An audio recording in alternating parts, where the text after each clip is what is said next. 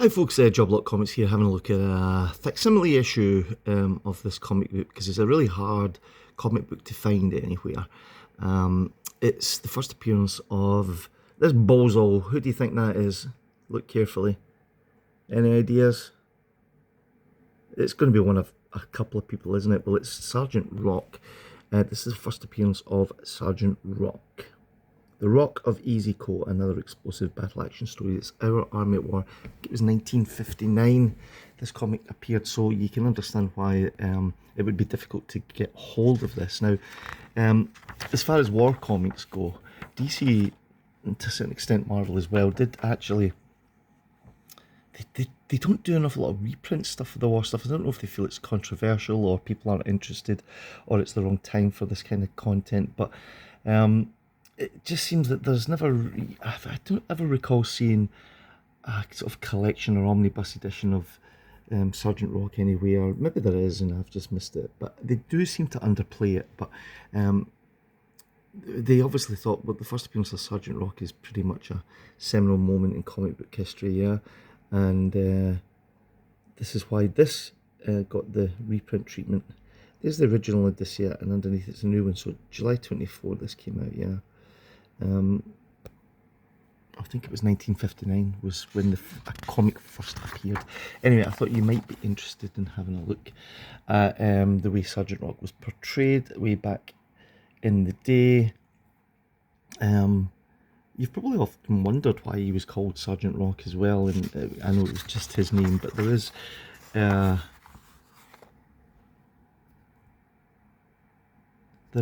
some notes coming. How can you stop that with a G Sgt Rock? And he says it's metal into it. I'm used to handling metal, because he used to work in a sort of big he was a steel worker, yeah, so he was incredibly strong and he could handle the machine guns because he was used to working with all this machinery and the steel mill. And so anyway, actually there's Viking Prince there, but you don't remember that neither. So he was pretty much, it was pretty much almost an origin story how this soldier had become so so powerful. It was really just because he was a hard worker, yeah.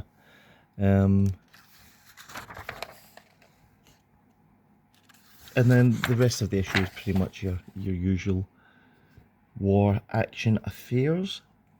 In the UK, we used to have a publication called Commando Comics. I think to a certain extent they do come out still, and there were little black and white digest size comics that would feature stories, various different war stories. It was very much, you know, although there was no recurring characters, I think it was pretty much a similar sort of fare to these American ones, except obviously from a UK creative team. So hugely popular. They sold in their absolute millions. You can still buy collections of those what it used to call Commando Comics, and here is the sort of DC version of war comics at the time.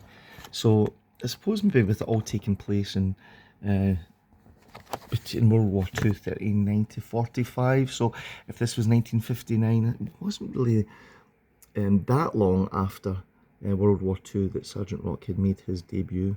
But there you have it, just in case you're interested.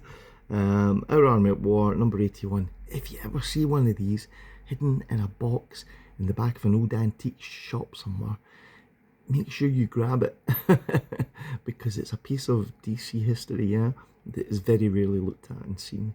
So anyway, hope you enjoyed that in some way, shape or form, and if you did, you might want to subscribe to the channel. See you on the next one.